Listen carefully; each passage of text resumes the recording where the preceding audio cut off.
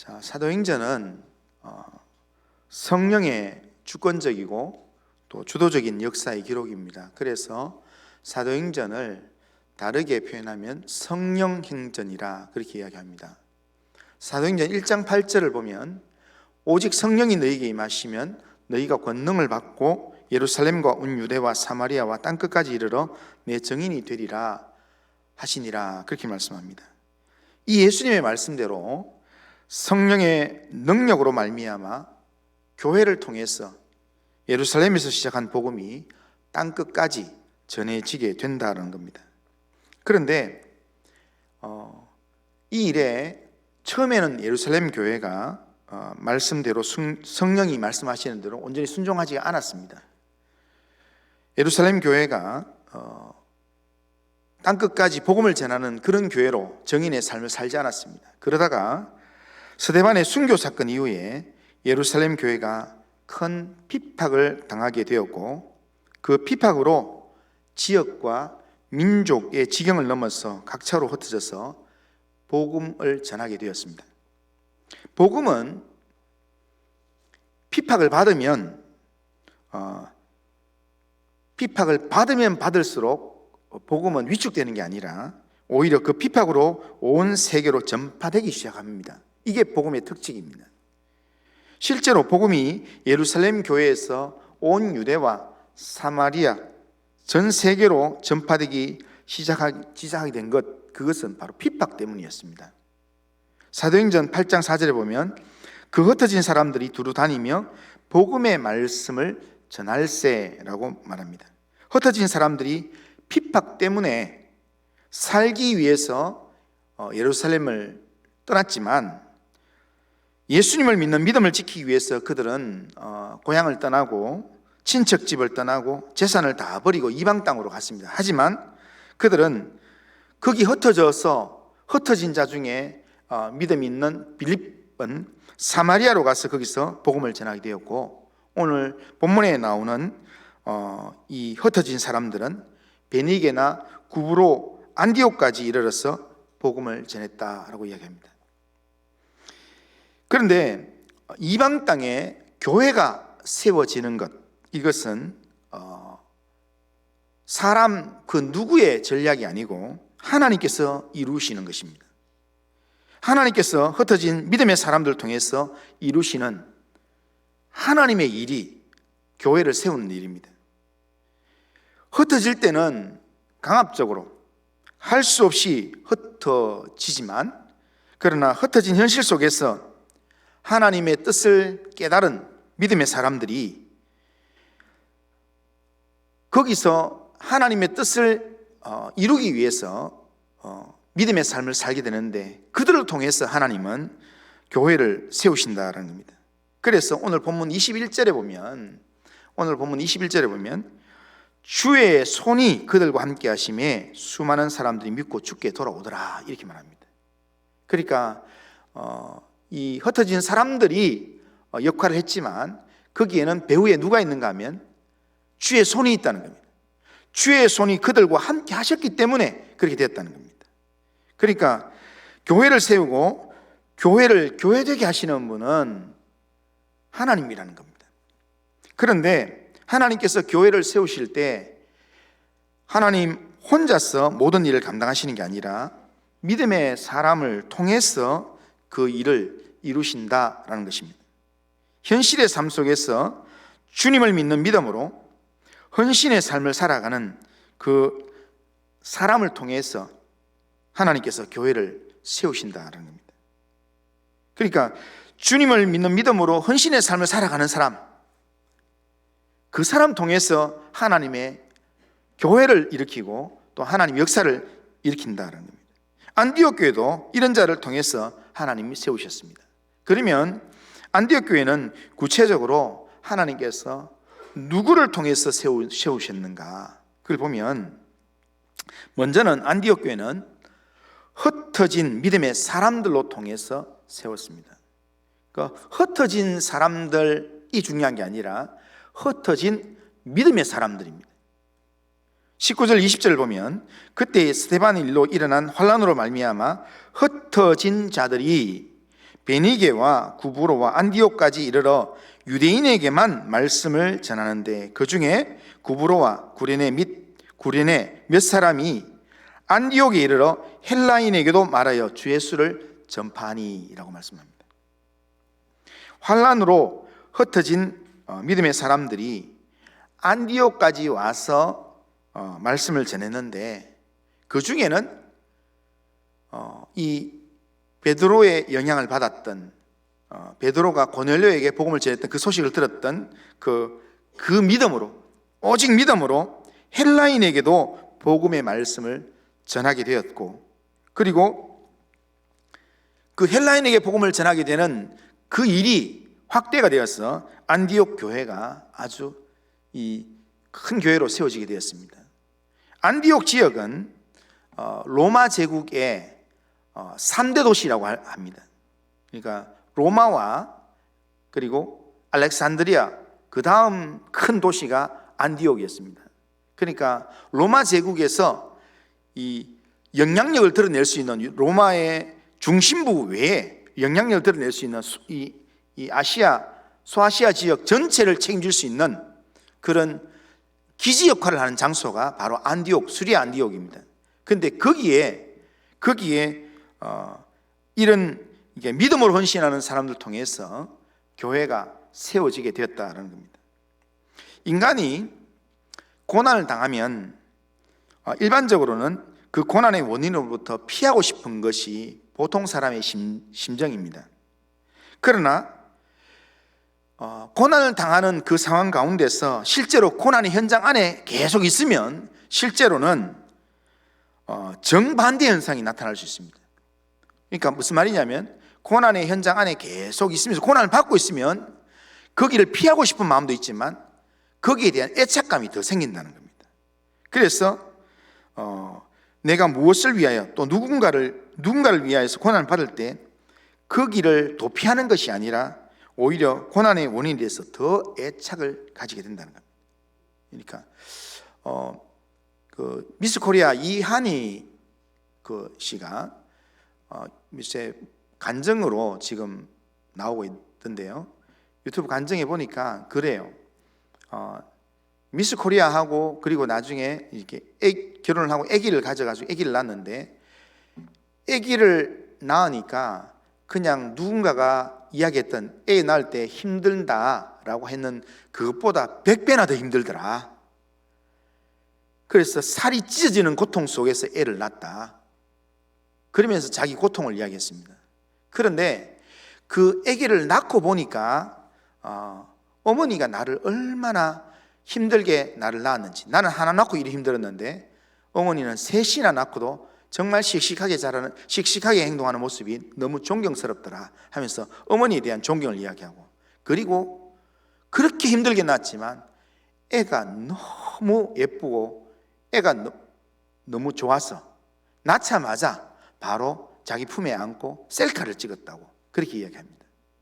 그러니까 그 말이 자기를 닮아서 애가 예뻐서 그렇다는 게 아니라, 그 이한희 씨 말로는 이렇게 아기가 낳으면 다 좀 불그스름하게 거무튀튀하게 그런 모습인데, 그런데도 자기가 낳은 아이 해가지고 딱 보기에는 좀 고구마 같은, 씻은 고구마 같은 그런 느낌인데, 그런데 자기가 낳은 아이라는 그것 때문에 고통 가운데서 그렇게 겪었지만 나는 다시는 아기 안 낳아, 이런 마음이 아니라 내가 이런 하나님의 창조일에 내가 동참했구나 하면서 오히려 그 아이를 볼 때마다 너무 감동이 된다는 겁니다.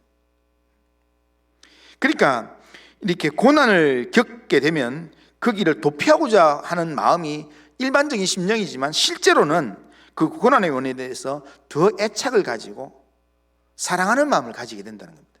그러니까 등산하는 사람들도 보면요, 산을 오르는 게 진짜 힘듭니다.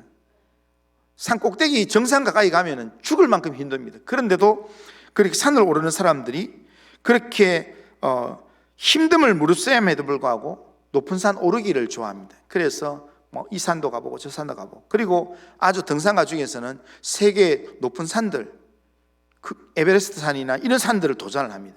거기 가다가 동료들이 죽기도 하고 하는데도 불구하고 몇 번 올라갔다가 실패도 하고 그렇게 했는데도 불구하고 그 산을 오르는 것을 또한 애를 씁니다. 그 사람들한테 묻습니다. 그렇게 힘든 일을, 이 생명의 위험을 무릅쓰고 산을 왜 오릅니까?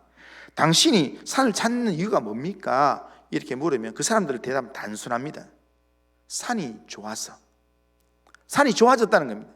산을 오르는 중에 땀을 흘리면서 정말 이렇게 고난을 받으면서 그러는 중에 산에 대한 애착을 갖는다는 겁니다.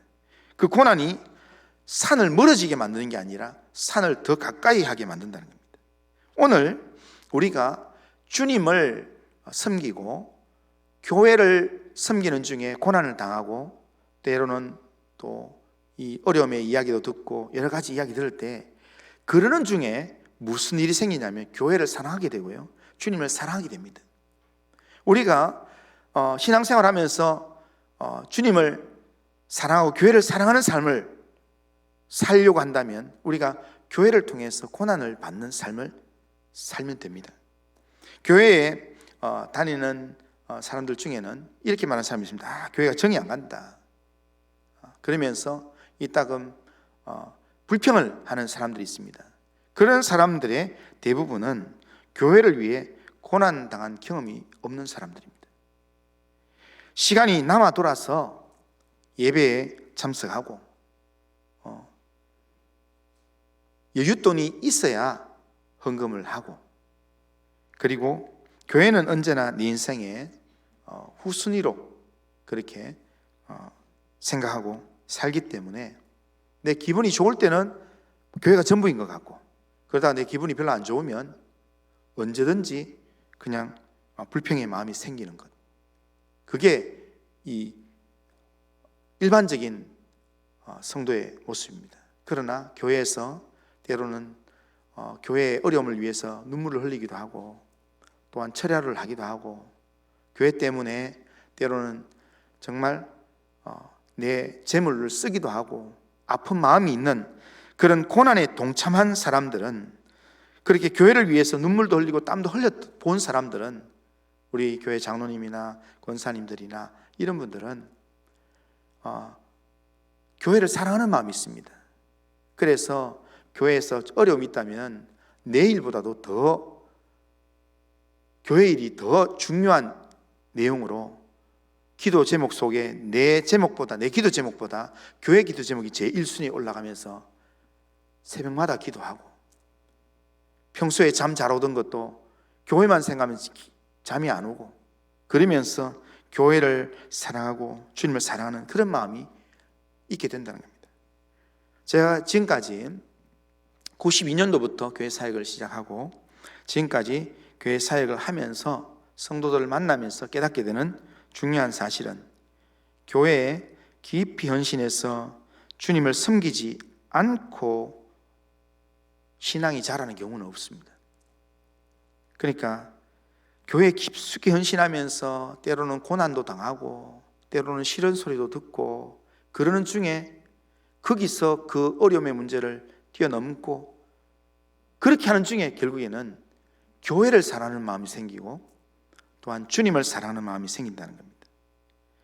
물론 교회에 깊이 관여해서 일을 하다 보면 우리의 마음에 시험이 들 때도 있습니다. 그러니까 목사도 시험 들 때도 있고요, 장로도 시험 들 때도 있습니다. 그러니까 말 한마디에 또 여러 상황 때문에 시험 들 수 있습니다. 그런데 오늘날 우리 한국 교회의 중요한 이 문제는 뭐냐면, 오늘 코로나를 지나면서 한국 교회의 많은 문제는 교회들이 세상적으로 비난을 받는 이런 시대에 이 사람들의 사고방식이, 교회를 다니는 성도들의 사고방식이 무교회주의적인 그런 성향이 강하다는 겁니다. 그러니까 교회에 깊숙이 관여하는 걸 부담스러워합니다.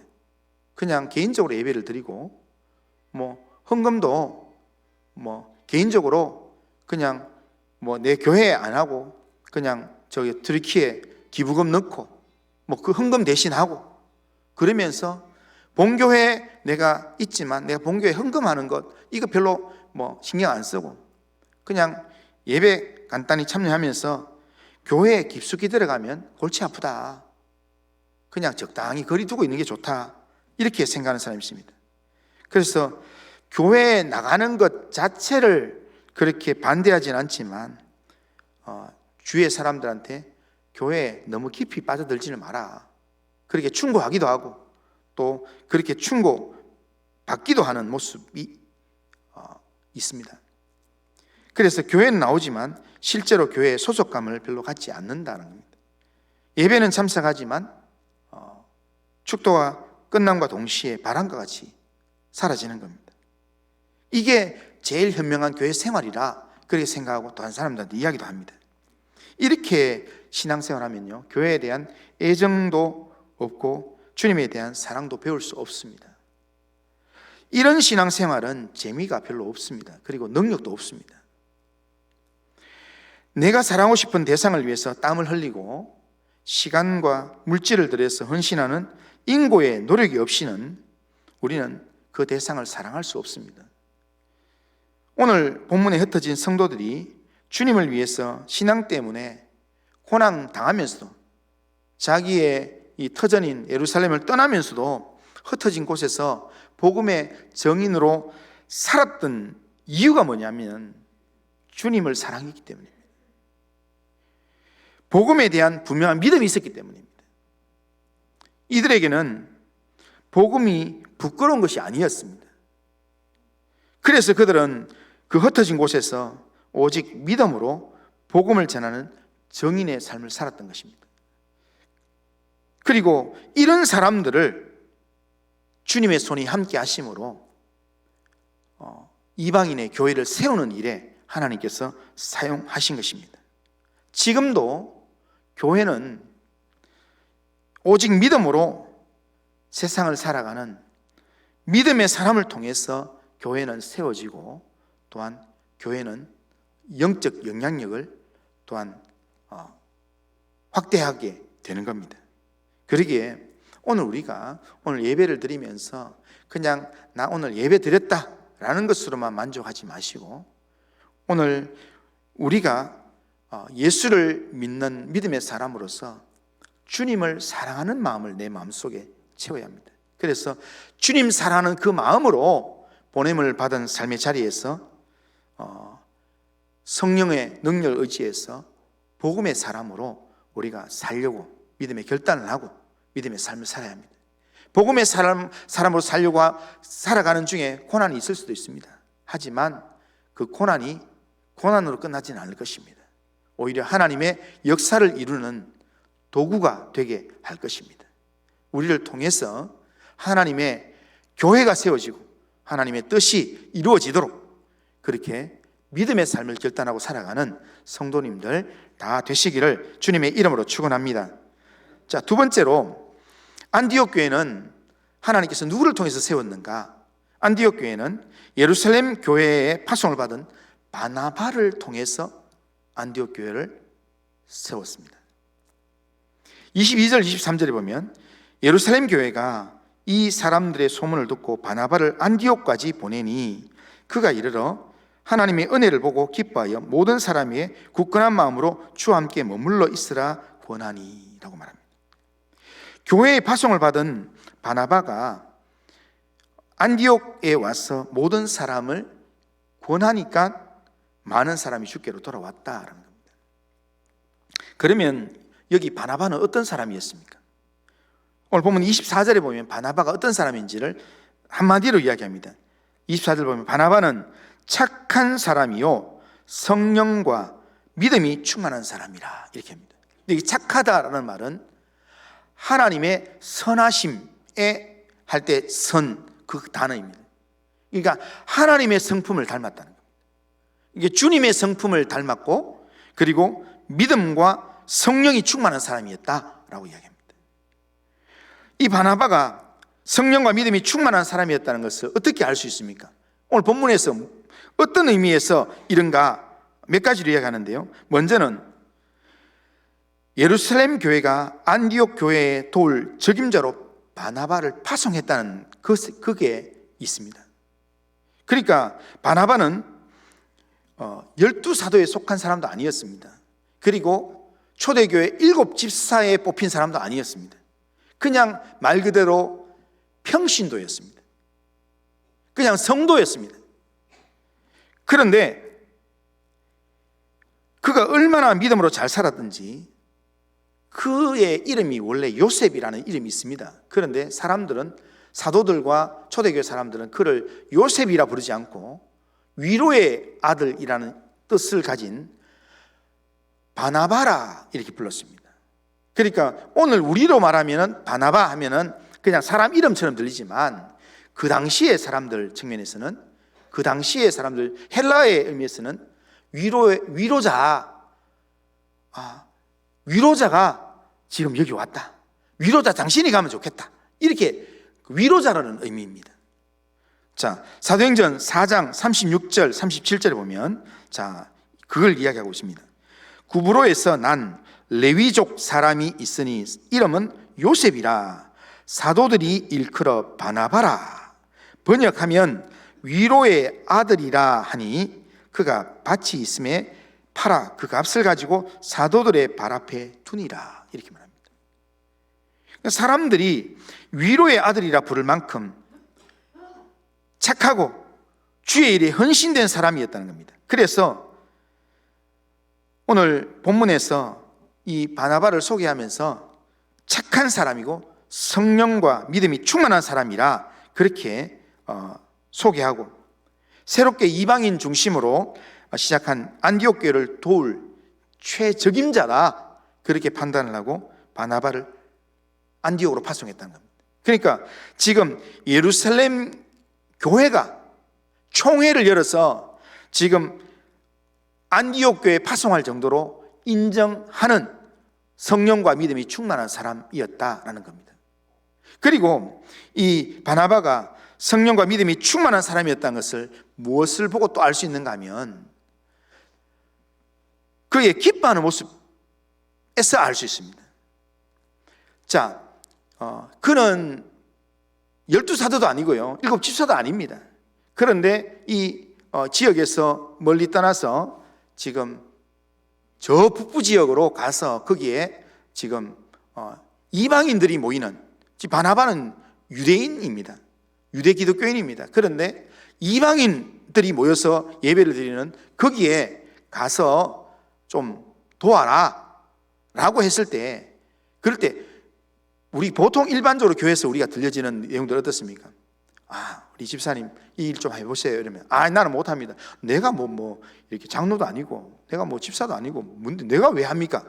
내가 못합니다. 이렇게 하는 경우가 일반적입니다. 그런데 지금 사도들이 바나바가 가면 좋겠습니다 했을 때 두 말 없이 그냥 갔습니다. 그리고 거기 가서 바나바가 안디옥 교회를 볼 때 제일 먼저 뭘 봤는가? 23절을 보면 그가 이르러, 안디옥에 와서 그가 이르러 하나님의 은혜를 보고 기뻐하여 이렇게 말합니다. 그러니까 바나바가 안디옥 교회에 와서, 이방인들이 구성된 안디옥 교회에 와서 제일 먼저 받는 게 뭐냐면 하나님의 은혜를 봤다는 겁니다. 그걸 보고 기뻐했다는 겁니다. 안디옥 교회의 눈에 보이는 외적인 모습들, 그런 모습에 주목하지 않았습니다. 오직 안디옥 교회 위에 임한 하나님의 은혜, 이방인도 구원을 받아서 주께로 돌아오는 그 구원의 역사를 보고 그래서 기뻐한 것입니다. 이방인에게까지 복음이 전파되는 걸 보고 이게 하나님의 은혜구나, 이걸 보고 기뻐한다는 겁니다. 구약의 대표적인 선지자로 요나 선지자는 회개하는 이방인을 하나님께서 용서하시는 것이 못마땅했습니다. 그래서 화가 나기 시작했습니다. 그리고 예수님의 제자들도 예수님과 함께 지낼 때에 예수님께서 사마리아 땅으로 들어가는 것을 보고 이상히 여겼습니다. 왜 예수님이 유대인이면서 왜 사마리아 땅으로 들어가나? 이런 마음을 가졌습니다. 그런데 오늘 본문의 바나바는 하나님의 구원의 역사가 이방 땅에 전해지면서 거기에 이방인 중심의 교회가 세워졌다는 것, 그걸 보고 기뻐했다는 겁니다. 이것이 하나님의 마음을 아는 사람입니다. 이것이 하나님의 마음을 아는 믿음의 사람의 이 중심입니다. 성령 충만한 사람, 믿음 충만한 사람이 나타나는 현상입니다. 탕자의 비유에서 집 나간 아들이 돌아왔을 때, 그럴 때 성령 충만한 사람은 아이고 돌아왔구나, 이런 아들을 찾았구나, 이런 마음이 들지만, 성령이 떨어지면 어떤 마음이 생기냐면, 저게 왜 또 돌아와가지고 내 재산을 축 내려고 하냐, 그런 마음에. 큰아들, 지금 탕자에 비해서 큰아들은 탕자가 돌아오는 것을 기뻐하지 않았습니다. 오히려 불평했습니다. 집에 들어오지도 않았습니다. 이런 사람은 하나님 아버지의 마음을 모르는 사람이며, 이런 마음으로는 하나님 일을 할 수가 없습니다. 하나님이 이런 사람을 사용하지 않습니다. 하나님의 은혜를 보고 또한 하나님의 은혜 때문에 기뻐할 수 있는 사람들이 되길 바랍니다. 오늘 우리의 이 영적인 삶의 현장 가운데서 하나님의 은혜를 볼 수 있어야 합니다. 하나님께서 어떻게 일하시는지 그걸 볼 수 있는 영적인 눈을 가진 사람이 성령 충만한 사람이고 믿음 충만한 사람이라는 겁니다. 바나바가 그런 사람이었다는 겁니다. 그리고 바나바가 마지막으로 이렇게 성령과 믿음이 충만한 사람인 걸 뭘로 알 수 있냐면, 바나바가 교회의 실제적인 필요를 알고 그것을 위해서 동력자 사울을 찾아가서 그와 함께 안디옥 교회를 지속적으로 양육하는 모습에서 알 수 있습니다.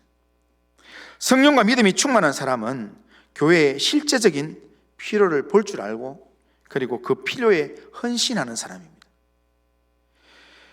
25절 26절을 보면 바나바가 사울을 찾으러 다소에 가서 만남에 안디옥에 데리고 와서 둘이 교회에 1년간 모여 있어 큰 무리를 가르쳤고 제자들이 안디옥에서 비로소 그리스도인이라 일컬음을 받게 되었더라라고 말씀합니다.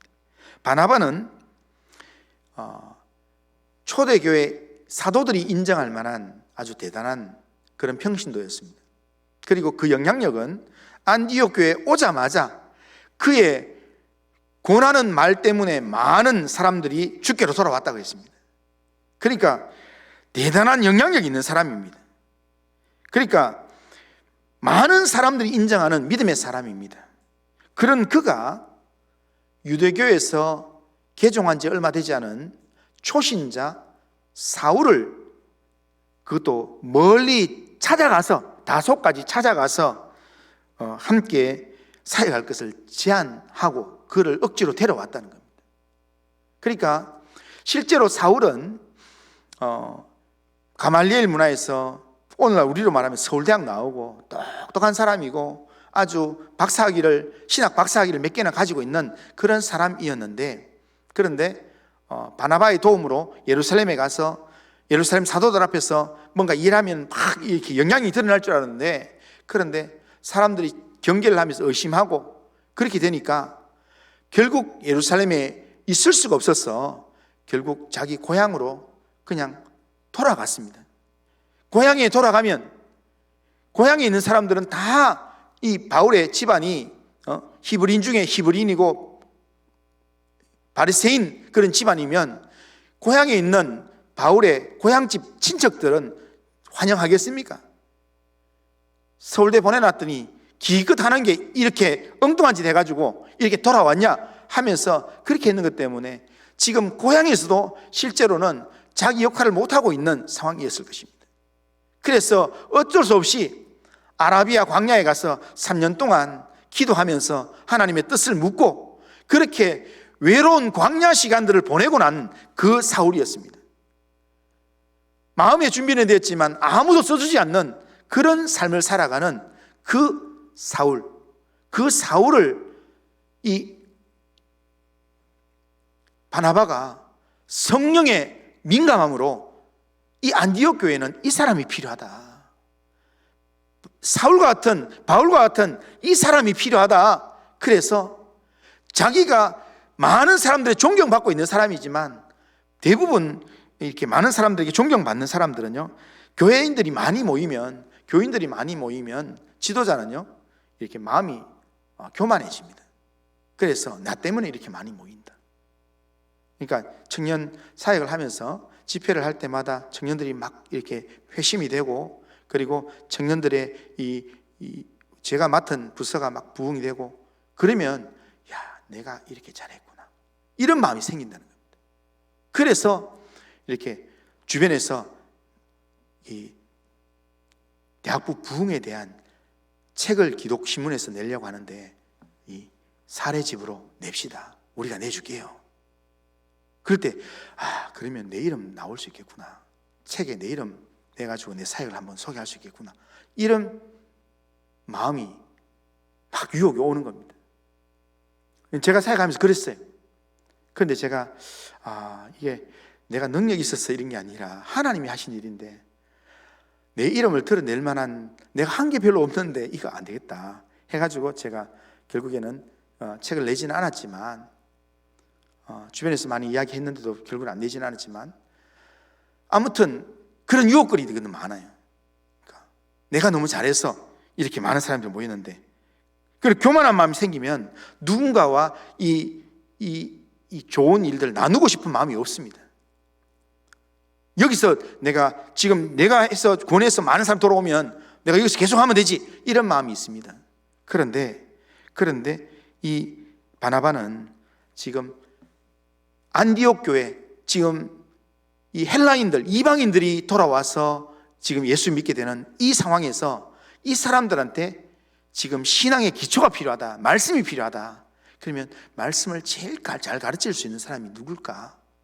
그러는 중에 지금 일을 해야 되는데 일을 하고 있지 않는 사울을 찾아가서 사울에게 부탁을 합니다. 같이 가서 나랑 하자. 사울이 안 올라갈 때 그러면 내가 내 자리를 줄게. 내가 네 밑에서 네 시키는 대로 내가 할게. 가자. 그렇게 해서 결국에는 바나바의 이 강권에 의해서 사울이 오게 되는 겁니다.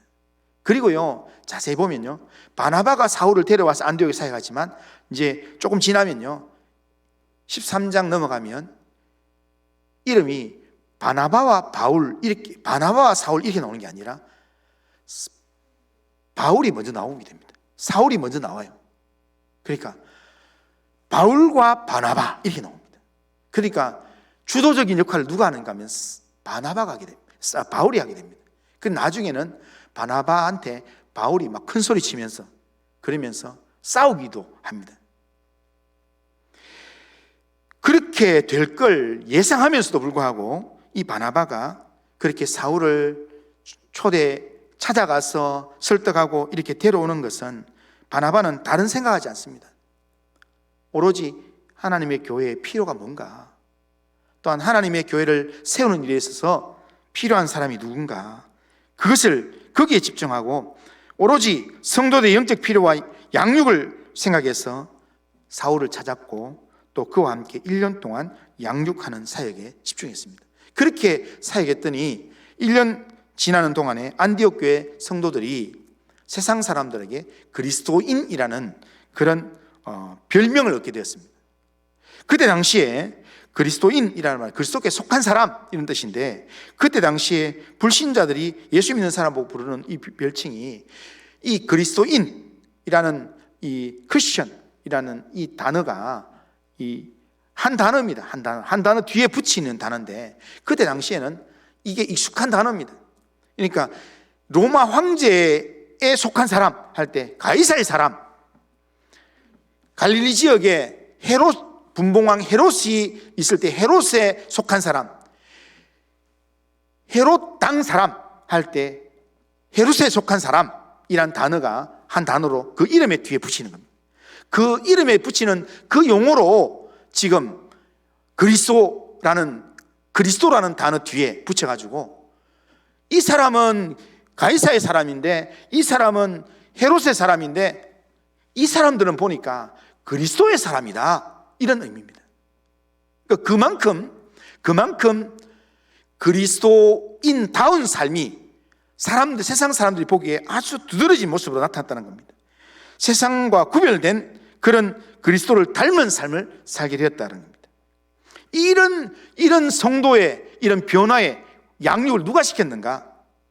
바나바가 시켰다는 겁니다.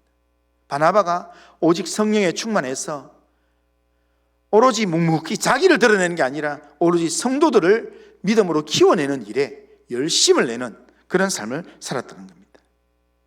이렇게 성령과 믿음이 충만한 바나바를 통해서 안디옥 교회는 더욱 큰 무리가 모이게 되었고, 많은 무리가 모이는 정도가 아니라 그리스도를 닮은 건강한 믿음의 사람들이 많이 세워졌다는 겁니다. 믿음 충만한 한 사람의 헌신이 안디옥 교회를 건강한 교회, 부흥하는 교회로 세운 것입니다. 하나님은 오늘도 교회를 세울 때 이런 믿음의 사람을 사용하십니다. 교회 안에 하나님이 기뻐하시는 믿음의 사람, 좋은 믿음의 일꾼들이 많으면 주께로 돌아오는 사람들이 많습니다. 예수를 믿어서 그리스도께 속한 사람으로 주님께서 우리에게 맡기신 우리 교회를 아름답게 세우며 또한 보냄을 받은 세상에서 복음의 향기를 드러내는 그리스도인다운 삶을 살려고 결단하고 그렇게 살아가는 우리 모든 성도님들 다 되시기를 주님의 이름으로 축원합니다. 자, 결심문 우리 같이 한번 읽어보겠습니다. 결심문, 자, 같이 한번 읽겠습니다. 자, 시작. 전능하신 하나님, 진리의 길을 방해하는 잘못된 편견을 다 내려놓고 주님이 원하시는 바른 믿음의 삶을 살아가겠습니다. 순종하기에 쉽지 않은 말씀이나 환경이라도 성령의 인도하심에 온전히 순종하는 삶을 살아가겠습니다.